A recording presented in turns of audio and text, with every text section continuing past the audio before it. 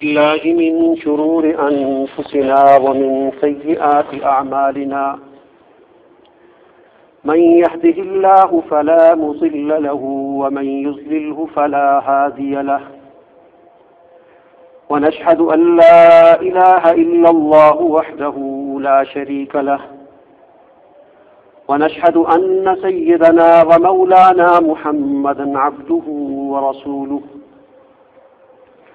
أما بعد فأعوذ بالله من الشيطان الرجيم بسم الله الرحمن الرحيم يرفع الله الذين آمنوا منكم والذين أوتوا العلم درجات والله بما تعملون خبير وقال النبي صلى الله عليه وسلم الدنيا ملعونة وملعون ما فيها إلا ذكر الله وما والاه وقال النبي صلى الله عليه وسلم اغض عالما أو متعلما أو مستمعا أو محبا ولا تكن الخامس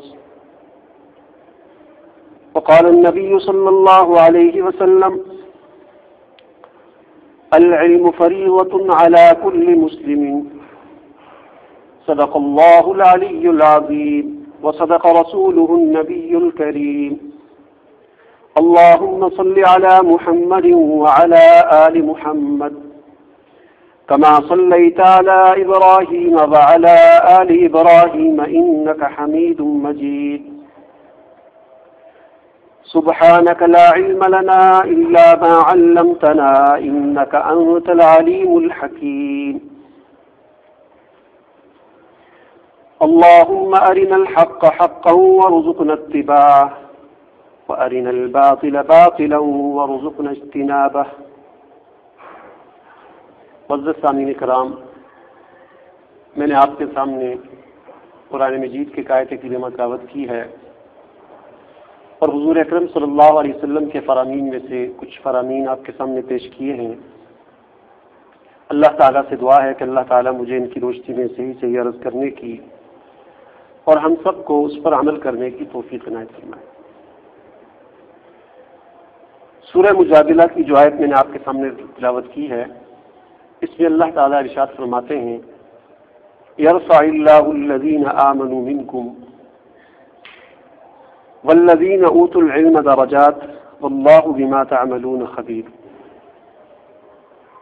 اللہ تعالیٰ نے تم میں سے ایمان والوں کو جو ہے ان کا مقام ان کو بلند کیا ہے اللہ تعالیٰ نے، اور پھر اہل ایمان میں سے جو علم والے ہیں ان کا درجہ زیادہ ہے۔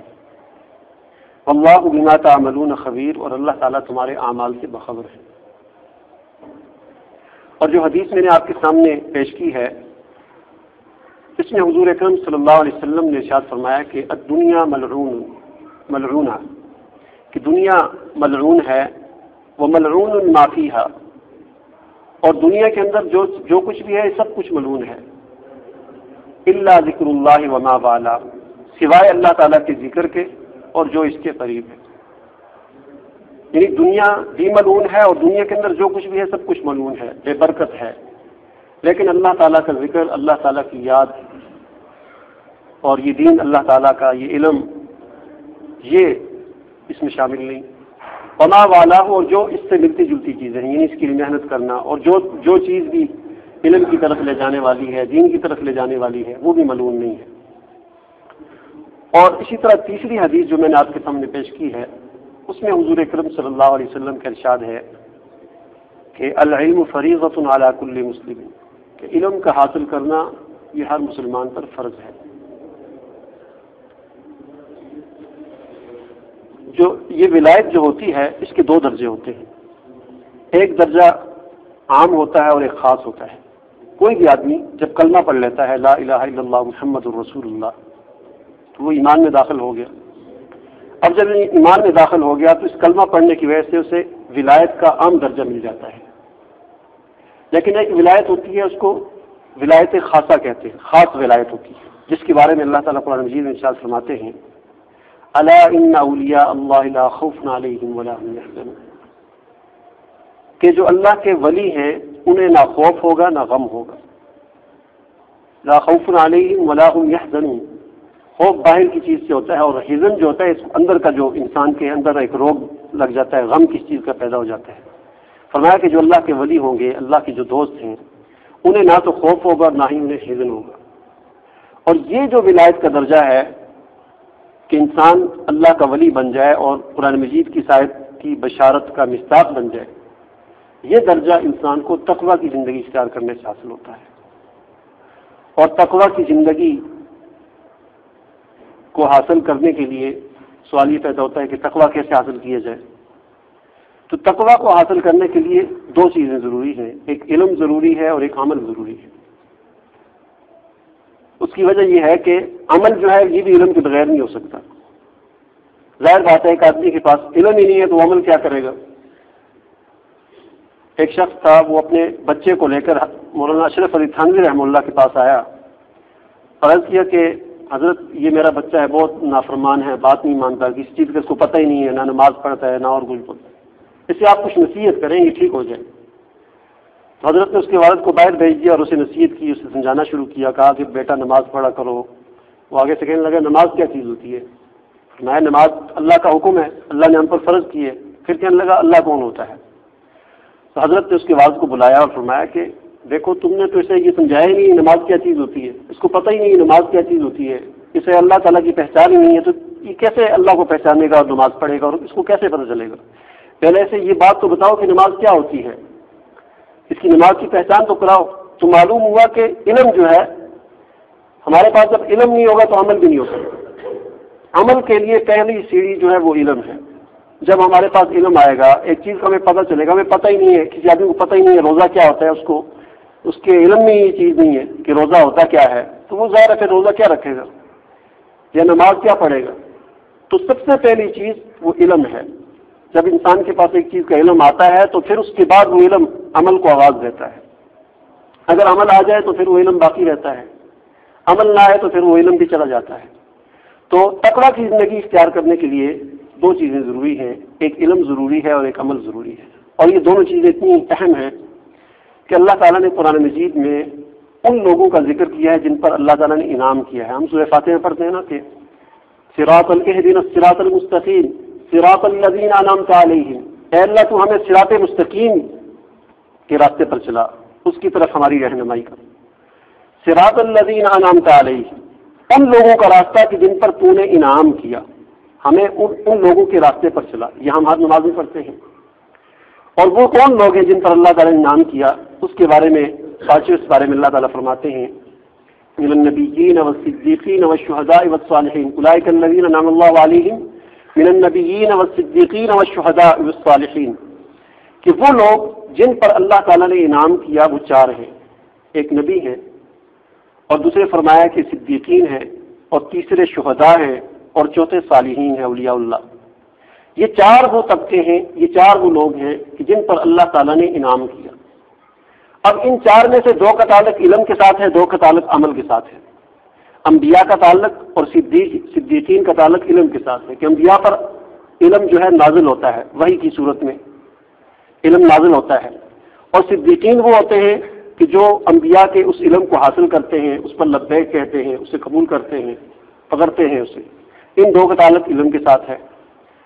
اور شہداء اور صالحین ان کا تعلق عمل کے ساتھ ہے.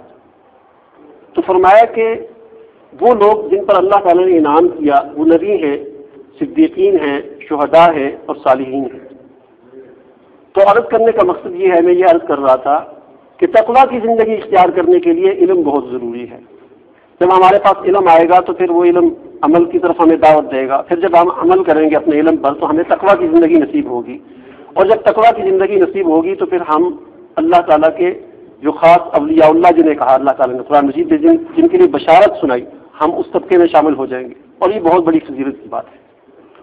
آج بدقسمتی سے ہم علم کے حصول کے لیے بالکل کوشش ہی نہیں کرتے. ہماری اس طرف کوئی توجہ ہی نہیں ہے، ہمارا کوئی دھیان ہی نہیں ہے. اگر ہم صحابہ کرام کو دیکھیں کہ ان کو کتنی علم کی طلب ہوتی تھی، اور خود حضور اکرم صلی اللہ علیہ وسلم نے علم کے کتنے فضائل کو بیان کیا، بہت فضیلتیں بیان کی. فرمایا کہ علم کا حاصل کرنا ہر مسلمان پر فرض ہے، ہر مسلمان کا یہ فریضہ ہے کہ وہ علم کو حاصل کرے۔ اسی طرح فرمایا کہ جو آدمی علم کو حاصل کرنے کے لیے نکلتا ہے تو فرمایا کہ وہ اللہ کے راستے میں ہوتا ہے، اللہ کے راستے میں اس کا شمار ہوتا ہے۔ اور فرمایا کہ جو آدمی علم کے لیے حصول کے لیے نکلتا ہے تو اللہ تعالیٰ اس کے لیے جنت اس کے لیے آسان کر دیتے ہیں۔ ایک شخص تھا، وہ مدینہ سے دمشق گیا اور اتنا لمبا سفر اس نے طے کیا صرف حدیث کو سننے کے لیے۔ مدینہ سے دمشق، مدینہ سعودی عرب میں ہے اور دمشق جو ہے شام میں ہے، اور اس وقت تو یہ آج کی طرح گاڑیاں بھی نہیں ہوتی تھیں، پیدل سفر ہوتے تھے، پھر اتنی گرمی، صحرا، اتنا لمبا سفر اس نے ایک حدیث کو سننے کے لیے کیا۔ اور دمشق میں جب جا کر پہنچا تو وہاں پر حضرت ابو درداء رضی اللہ تعالیٰ عنہ ایک صحابی تھے، ان کی مجلس لگی ہوئی تھی، اور ان سے جا کر عرض کیا کہ میں مدینہ سے صرف حدیث سننے کے لیے آیا ہوں۔ تو حضرت ابو درداء رضی اللہ تعالیٰ عنہ نے ان کو ایک حدیث سنائی اور فرمایا کہ حضور اکرم صلی اللہ علیہ وسلم نے فرمایا کہ من سلک طریقا یلتمس فیہ علما سہل اللہ لہ طریقا الی الجنہ، کہ جو آدمی علم کے حصول کے لیے سفر کرتا ہے، راستہ طے کرتا ہے، اللہ تعالیٰ اس کے لیے جنت کے راستے کو آسان کر دیتے ہیں۔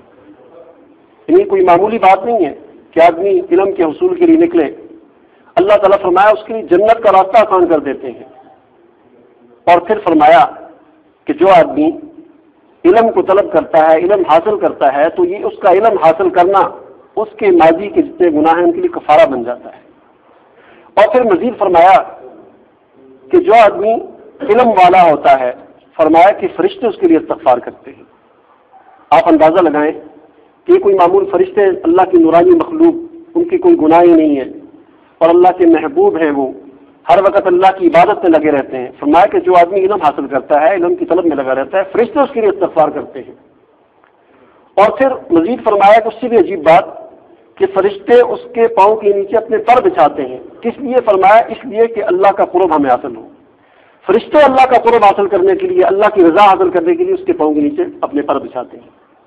جیسے ہم دنیا میں دیکھتے ہیں نا کہ ایک کوئی بڑا آدمی ہوتا ہے تو اس کی رضا کے لیے، اس کو خوش کرنے کے لیے، اس کا جو آگے چہیتا کوئی ہوتا ہے اس کا ہم اکرام کرتے ہیں، اس کا ہم احترام کرتے ہیں۔ کیوں؟ کہ ہم اس کا اکرام کریں گے تو اس کا جو پیچھے بڑا ہے وہ خوش ہوگا۔ اسی طرح فرشتے علم والے اور علم کو حاصل کرنے والے کے پاؤں کے نیچے پر اس لیے بچھاتے ہیں کہ ہمیں اللہ کی رضا نصیب ہو، اللہ ہم سے خوش ہو۔ تو یہ کوئی معمولی بات نہیں ہے۔ اور پھر مزید فرمایا حضرت ابو درداء رضی اللہ تعالیٰ عنہ نے کہ فرمایا کہ فرشتے جو ہے سمندر کے اندر جو مچھلیاں ہوتی ہیں وہ بھی اس کے لیے دعائیں کرتی ہیں۔ اور صرف مچھلیاں نہیں، فرمایا کہ دلوں کے اندر، سوراخوں کے اندر چیونٹیاں جو ہوتی ہیں وہ بھی اس کے لیے دعا کرتی ہیں۔ تو جب یہ اتنی بڑی فضیلت ہے علم کو حاصل کرنے کی، دین کو سیکھنے کی، تو ہمیں اس سے محروم نہیں ہونا چاہیے۔ ہمیں ہر وقت علم کے حصول کے لیے کوشش کرنی چاہیے، علم کے حاصل کرنے کے لیے، دین کو سیکھنے کے لیے ہمیں کوشش کرنی چاہیے۔ جتنے بڑے بڑے فضائل حضور اکرم صلی اللہ علیہ وسلم نے بیان فرمائے، ہمیں اس کا بالکل احساس ہی نہیں ہے۔ اور دوسری بات یہ بھی یاد رکھنی چاہیے کہ علم کا لفظ جو ہے یہ قرآن و حدیث پر بولا جاتا ہے۔ جو دین کا علم ہے اس کو علم کہا جاتا ہے۔ جو دنیاوی علوم ہیں ان کو بھی علوم کہا جاتا ہے، لیکن قرآن مجید کے اندر جہاں پر بھی علم کا لفظ آیا ہے اس سے مراد وہ علم ہے جو اللہ تعالیٰ نے آسمان سے نازل کیا، اور یہ جتنے بھی فضائل ہیں اس علم کے لیے ہیں جو اللہ تعالیٰ نے آسمان سے نازل کیا، یعنی قرآن کا علم، حدیث کا علم، یہ دین کا علم۔ اس کا یہ مطلب نہیں ہے کہ دنیاوی علوم کوئی سیکھنا گناہ ہے، وہ بھی انسان کی ضرورت ہے، اس سے انسان کی دنیاوی ضرورتیں پوری ہوتی ہیں۔ کوئی آدمی انجینئرنگ کرتا ہے، کوئی آدمی ڈاکٹری سیکھتا ہے یا دنیا کا کوئی بھی فن سیکھتا ہے، اس سے انسان کی دنیاوی ضرورتیں پوری ہوتی ہیں، وہ بھی ہماری ضرورت ہے۔ لیکن یہ جو دین کا علم ہے یہ ہمارا مقصد ہے، ہماری ضرورت بھی ہے اور ہمارا مقصد ہے۔ اس سے ہماری آخرت کی ضرورتیں پوری ہوتی ہیں۔ ہماری آخرت کی کیا ضرورت ہے؟ ہماری آخرت کی ضرورت ہے کہ اللہ ہم سے راضی ہو جائے، اللہ ہم سے ناراض نہ ہو، اللہ ہمیں جو ہے جہنم سے ہمیں بچا دے، اللہ ہمیں جنت میں داخل کر دے، ہم سے خوش ہو جائے، یہ ہماری آخرت کی ضرورت ہے، ہماری بخشش کر دے، ہماری مغفرت کر دے۔ اور یہ چیز ظاہر ہے اس علم سے حاصل ہوگی جو اللہ تعالیٰ نے آسمان سے نازل کیا۔ تو عرض کرنے کا مقصد یہ ہے کہ ہمیں اس بات کی کوشش کرنی چاہیے کہ ہم دین کو سیکھیں، اس کے لیے کوشش کریں۔ آج بدقسمتی سے ہم بالکل اس کے لیے کوشش نہیں کرتے۔ دیکھیں ہمیں بھوک جب لگتی ہے تو ہم کیا کرتے ہیں؟ ہم اس انتظار میں نہیں بیٹھتے کہ کھانا آ جائے گا تو کھا لیں گے، خود بہت چلتے پھرتے کھانا کہیں نظر آ گیا تو کھا لیں گے، سامنے آ گیا تو کھا لیں گے، نہیں، بلکہ ہم اس کے لیے گھر سے نکلتے ہیں، دکان پر جاتے ہیں، وہاں سے سبزی خریدتے ہیں، اس کو پیسے دیتے ہیں، پھر اس سبزی کو گھر میں لاتے ہیں، اس کو صاف کرتے ہیں، اس کو کاٹتے ہیں، پھر اس کو پکاتے ہیں، پھر جب وہ پک کر تیار ہوتی ہے تو پھر روٹیاں پکاتے ہیں، پھر دسترخوان بچھاتے ہیں. کتنا مطلب ایک لمبا کام کرتے ہیں ہم. اہتمام اس کو کیا کہتے ہیں؟ اس کو کہتے ہیں اہتمام. ہم پورا اہتمام کرتے ہیں. ایسا نہیں ہوتا کہ چلو یہ سامنے آ گیا تو کھا لیں. لیکن دین کے لیے ہم اس طرح کا بالکل اہتمام نہیں کرتے. دین کے لیے ہمارا یہی ہوتا ہے کہ چلو چلتے پھرتے نماز پڑھنے کے لیے گئے ہیں مسجد میں، تو اگر بیان ہو رہا ہے چلو ٹھیک ہے، نماز میں 10 منٹ باقی ہیں تو انتظار ویسے بھی کرنا ہے تو چلو سن لی بات. یہ اہتمام نہیں ہوتا. اہتمام تو یہ ہوتا ہے کہ انسان ارادہ کر کے نکلے کہ میں نے دین کو سیکھنا ہے، میں نے علم کو سیکھنا ہے. تو یہ جب اس ارادے سے آدمی نکلتا ہے، حدیث میں آتا ہے حضور اکرم صلی اللہ علیہ وسلم نے فرمایا کہ جو آدمی نیت کر کے ارادہ کر کے علم کو سیکھنے کے لیے نکلتا ہے اور آگے جا کر اس کی علم والے سے ملاقات ہو جاتی ہے اور اس سے وہ کوئی چیز سیکھ لیتا ہے، فرمایا اس کے لیے 2 اجر ہیں. اور جو آدمی علم کے حصول کو اس کو سیکھنے کے لیے نکلتا ہے لیکن علم والے سے اس کی ملاقات نہیں ہوتی آگے کسی وجہ سے، فرمایا اس کے لیے بھی 1 اجر ہے. اس نے ارادہ تو کیا، نیت تو کی، اس کے لیے نکلا، اس کے لیے بھی 1 اجر ہے. تو یہ علم کا حاصل کرنا یہ کوئی معمولی بات نہیں ہے. اور جب آدمی علم حاصل کرتا ہے، جیسے میں نے عرض کیا کہ فرشتے بھی اس کے لیے استغفار کرتے ہیں اور خود اس کی اپنی استغفار کی اتنی فضیلت والی ہے. اس کے بارے میں حضور اکرم صلی اللہ علیہ وسلم نے فرمایا کہ حدیث میں آتا ہے جس کا مفہوم ہے، فرمایا کہ علم والا جو ہوتا ہے اس کی استغفار پر اللہ تعالیٰ اس کی 40 گنا معاف کرتے ہیں، اور ایک عام آدمی جو ہوتا ہے اس کی استغفار پر اللہ تعالیٰ اس کا 1 گنا معاف کرتے ہیں. یعنی علم والے کی استغفار پر اللہ تعالیٰ 40 گنا معاف کرتے ہیں اور عام آدمی کی استغفار پر اسی طرح کی استغفار پر اس کا 1 گنا معاف کرتے ہیں. محدثین نے اس کی حکمت اور وجہ یہ لکھی ہے. فرمایا اس کی وجہ یہ ہے کہ جو علم والا ہوتا ہے وہ جرنیل ہوتا ہے، اور جو عام ہوتا ہے، عامی ہوتا ہے، وہ اس کی مثال ایک سپاہی کی ہوتی ہے. اور ظاہر بات ہے کہ فوج کے اندر اگر ایک سپاہی بھی بیمار ہو اور ایک جرنیل بھی بیمار ہو تو کس کی صحت زیادہ ضروری ہے؟ جرنیل کی صحت زیادہ ضروری ہوتی ہے کہ یہ پورے لشکر کو چلا رہا ہوتا ہے. تو اس وجہ سے اللہ تعالیٰ اس کے زیادہ گناہ معاف کرتے، اس کی استغفار کی بھی اتنی فضیلت ہے. تو ایک اور حدیث جو میں نے آپ کے سامنے شروع میں پیش کی تھی کہ جس میں حضور اکرم صلی اللہ علیہ وسلم نے فرمایا کہ تم 4 میں سے کوئی ایک بن جاؤ، 5ویں نہ بنو. فرمایا کہ عالمن او متعلمن او مستمعن او محبن ولا تکن الخامس او تہلک. فرمایا کہ تم یا تو عالم بن جاؤ، اگر عالم نہیں بنتے تو متعلم بن جاؤ، طالب علم بن جاؤ. اگر طالب علم بھی نہیں بنتے تو فرمایا او مستمعان، سننے والے بن جاؤ، سامع بن جاؤ. اگر یہ بھی نہیں بنتے تو فرمایا او محبن، ان علماء سے، ان طلباء سے اور ان دیندار لوگوں سے محبت کرنے والے بن جاؤ. اگر یہ بھی نہیں فرمایا ولا تکن الخامس، اس کے علاوہ 5ویں چیز نہ بننا. یا تو خود عالم بن جاؤ، یا طالب علم بن جاؤ، یا دین کی بات کو سننے والے سامع بن جاؤ، یا ان سے محبت کرنے والے بن جاؤ. ولا تکن الخامس، اس کے علاوہ 5ویں چیز نہ بننا. اگر اس کے علاوہ 5ویں چیز بنے تو فرمایا کہ اتہ لو، تم ہلاک ہو جاؤ گے، تمہاری دنیا بھی برباد ہو جائے گی، تمہاری آخرت بھی برباد ہو جائے گی. تو یہ علم کا حاصل کرنا یہ ہر مسلمان پر فرض ہے. جیسا کہ حدیث میں آتا ہے، میں نے آپ کے سامنے پیش کی تھی کہ العلم فریضۃ علی کل مسلم، علم کا حاصل کرنا ہر مسلمان پر فرض ہے. اب یہاں پر علماء نے یہ بات لکھی ہے کہ فرض چونکہ اس کی 2 قسمیں ہوتی ہیں، ایک فرض عین ہوتا ہے، ایک فرض کفایہ ہوتا ہے. فرض عین کا مطلب یہ ہوتا ہے کہ فرض عین وہ فرض ہوتا ہے جو ہر مسلمان پر علیحدہ علیحدہ فرض ہوتا ہے. جیسے نماز فرض عین ہے، ہر ایک پر الگ الگ فرض ہے. ایسا نہیں ہے کہ ایک آدمی نماز ادا کر لے تو اس کی جگہ پر دوسرے کی ادا ہو جائے، یہ نہیں ہو سکتا. نماز فرض عین ہے، یعنی ہر مسلمان پر، ہر عاقل بالغ مسلمان پر الگ الگ اپنے طور پر فرض ہے. اس کو فرض عین کہتے ہیں. فرض کی ایک دوسری قسم ہوتی ہے، اس کو فرض کفایہ کہتے ہیں. فرض کفایہ کا مطلب یہ ہوتا ہے کہ ویسے تو وہ ابتدائی طور پر وہ فرض سب پر فرض ہوتا ہے، لیکن چند لوگ اس فرض کو ادا کر لیں تو باقیوں کی طرف سے بھی وہ ادا ہو جاتا ہے. جیسے نماز جنازہ ہے، ایک آدمی فوت ہو گیا تو پورے محلے والوں پر فرض ہے کہ اس کی نماز جنازہ کو ادا کرے، ہر ایک پر فرض ہے. لیکن چند آدمی جب نماز جنازہ ادا کر لیتے ہیں تو باقی اگر نہ بھی ادا کرے تو ان کی طرف سے بھی وہ ادا ہو جاتی ہے، وہ فرض سب کے اوپر سے چل جاتا ہے. اس کو فرض کفایہ کہتے ہیں. تو علم کا حاصل کرنا حدیث میں آتا ہے کہ فرض ہے، تو آیا یہ علم کا حاصل کرنا فرض عین ہے یا فرض کفایہ ہے؟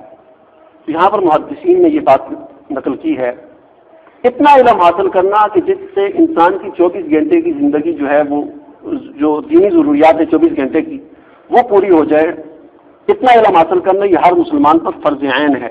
मिसाल के तौर पर एक बच्चा है, वो 15-16 साल की उम्र, 14-15 साल की उम्र को पहुंचा, जो ही बालग हुआ तो बालग होते साथ ही उस पर नमाज फर्ज होगी।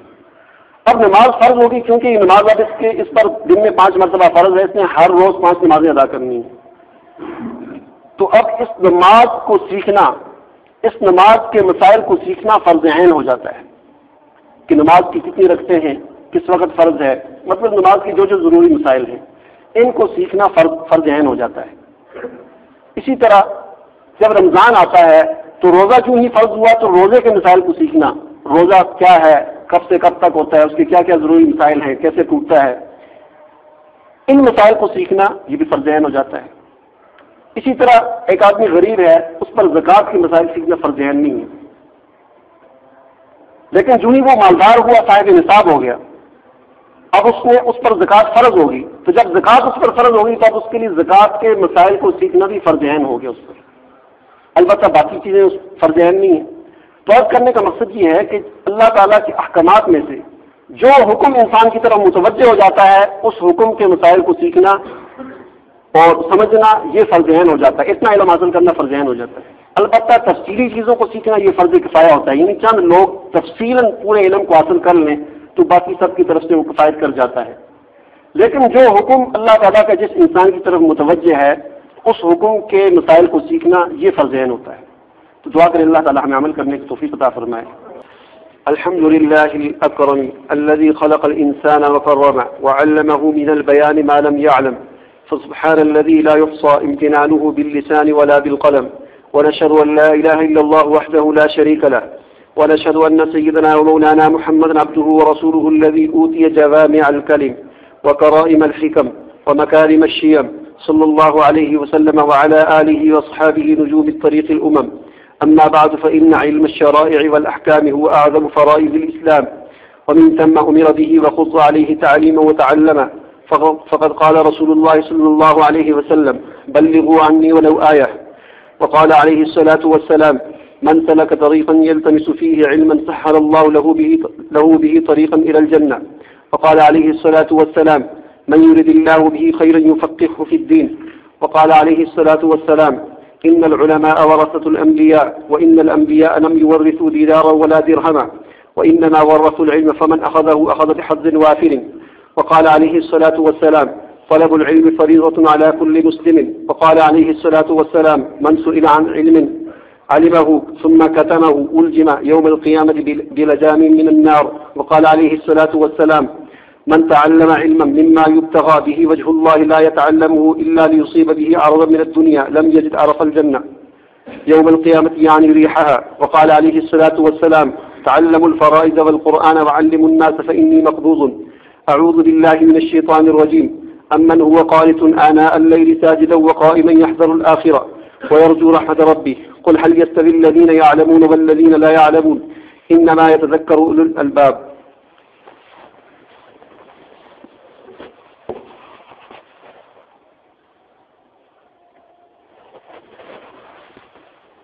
अल्हम्दुलिल्लाह नहमदुहु व नस्तईनुहु व नस्तग़फिरुहु व नु'मिनु बिही व नतवक्कलु अलैहि व नअऊज़ु बिल्लाहि मिन शुरूरि अनफुसिना व मिन सय्यिआति अमालिना मन यहदिहिल्लाहु फला मुज़िल्ल लहु व मन युज़लिलहु फला हादिय लहु व नशहदु अन ला इलाहा इल्लल्लाहु वहदहु ला शरीका लहु व नशहदु अन्न सय्यदना व मौलाना मुहम्मदन अब्दुहु व रसूलुहु अरसलहु बिल-हक़्क़ि बशीरन व नज़ीरन बैन यदयि अस्साअह मन युति'िल्लाह व रसूलहु फ़क़द रशद वहतदा व मन यअसिहिमा फ़इन्नहु ला यज़ुर्रु इल्ला नफ़्सहु व ला यज़ुर्रुल्लाह शै'अन।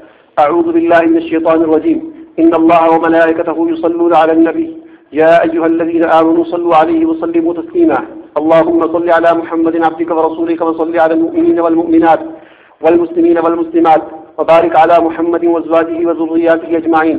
क़ाल अन्नबी सल्लल्लाहु अलैहि वसल्लम अरहमु उम्मती बि उम्मती अबू बकर व अशद्दुहुम फी अम्रिल्लाहि उमर व अस्दक़ुहुम हयाअन उस्मान व अक़ज़ाहुम अली व फ़ातिमतु सय्यदतु निसाइ अहलिल जन्नह वल-हसन वल-हुसैन सय्यदा शबाबि अहलिल जन्नह व हम्ज़तु असदुल्लाहि व असदु रसूलिह।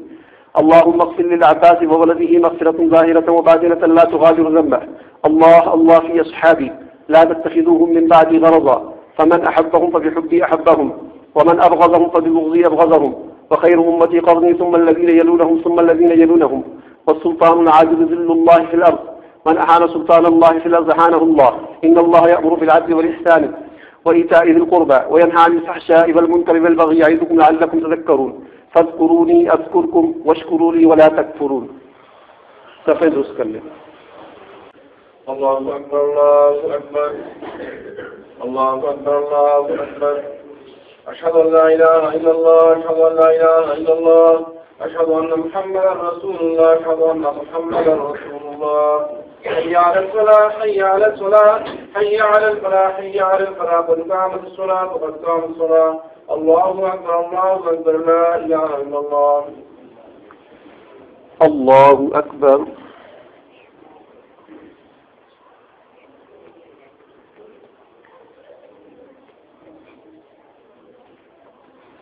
الحمد لله رب العالمين الرحمن الرحيم مالك يوم الدين إياك نعبد وإياك نستعين اهدنا الصراط المستقيم صراط الذين أنعمت عليهم غير المغضوب عليهم ولا الضالين.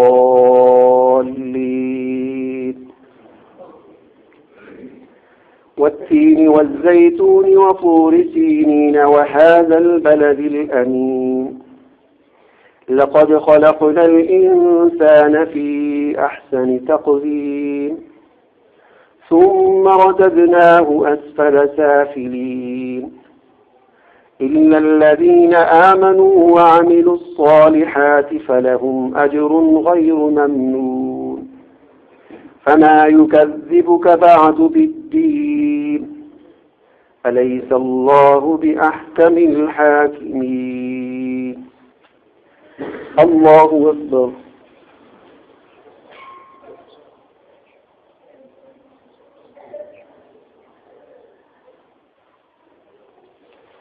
سمع الله لمن حمده. الله أكبر.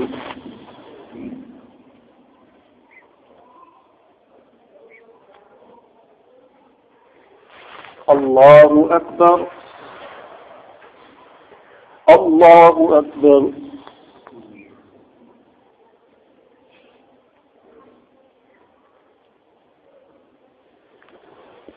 الله أكبر. الحمد لله رب العالمين الرحمن الرحيم مالك يوم الدين إياك نعبد وإياك نستعين اهدنا الصراط المستقيم صراط الذين أنعمت عليهم غير المغضوب عليهم ولا الضالين. ألهاكم التكاثر حتى زرتم المقابر كلا سوف تعلمون ثم كلا سوف تعلمون كلا لو تعلمون علم اليقين لترون الجحيم ثم لترونها عين اليقين ثم لتسألن يومئذ عن النعيم. الله أكبر.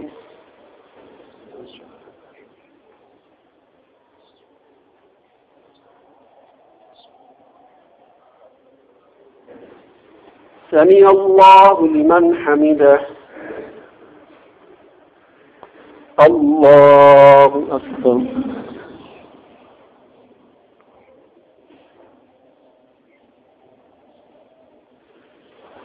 الله أكبر.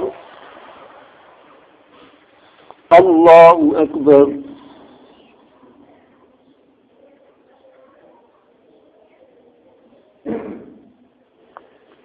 الله أكبر.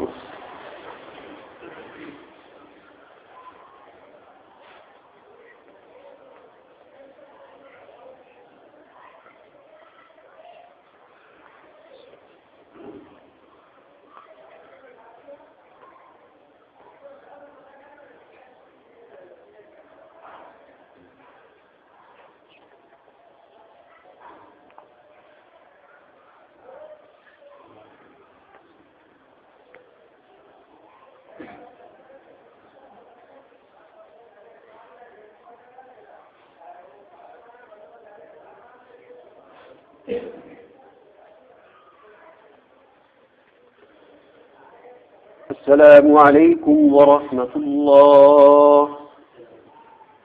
السلام عليكم ورحمة الله.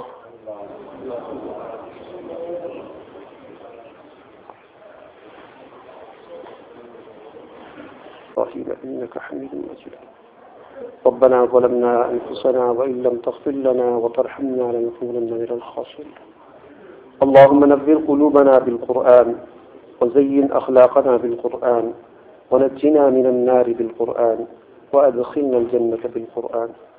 اللهم اجعل القرآن لنا في الدنيا قرينا وفي القبر مونسا وعلى الصراط نورا وفي الجنة رفيقا. اللهم إنا نسألك من خشيتك ما تحول بيننا وبين معصيتنا. اللهم إنا نعوذ بك من الشك والشرك والشقاق والنفاق وسوء الأخلاق. اللهم إنا نسألك علما نافعا وعملا متقبلا ولسانا ذاكرا وقلبا خاشعا. اللهم اكفنا بحلالك عن حرامك واغننا بفضلك عن من سواك. اللهم اشف مرضانا يا شافي الأمراض. یا رحمت الراحمین، جتنے بھی مسلمان بیمار ہیں سب کو شفا عطا فرما. ہمارے یہاں محلے کے ایک نمازی ہیں جو اکثر یہاں پر مسجد میں اذان بھی دیا کرتے تھے. ان کی جو ہے نظر کا مسئلہ ہے، بیمار ہیں، اسپتال میں داخل ہیں. تمام حضرات ان کے لیے دعا کریں، اللہ تعالیٰ ان کو صحت کاملہ عاجلہ نصیب فرمائے اور ان کی بینائی کو واپس لوٹا دے. یا رحمت الراحمین، جتنے بھی مسلمان بیمار ہیں، گھروں میں ہیں، اسپتالوں میں ہیں، سب کو شفا عطا فرما. جن جن حضرات نے دعاؤں کا کہا یا جو کہنا چاہتے تھے نہیں کہہ سکے، اللہ سب کی جائز حاجات، جائز تمناؤں کو پورا فرما. ہمارے جتنے عزیز و اقارب فوت ہو چکے سب کی مغفرت فرما. کہ اللہ تو ہماری مال جان اولاد کی حفاظت فرما. کہ اللہ تو ہماری مال جان اولاد میں برکت عطا فرما. ہمارے مسائل کو حل فرما. ہمیں دین والا بنا دے. یا اللہ تو ہمیں عمل والا بنا دے. صلی اللہ تعالی علی خیر خلقہ محمد وعلی آلہ وصحبہ اجمعین.